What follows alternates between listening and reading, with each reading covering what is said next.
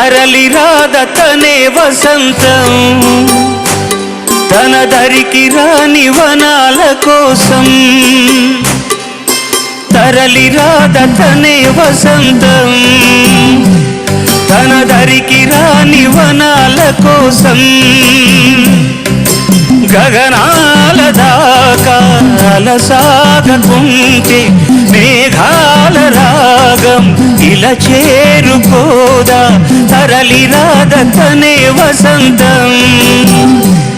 తన దరికి రాని వనాల కోసం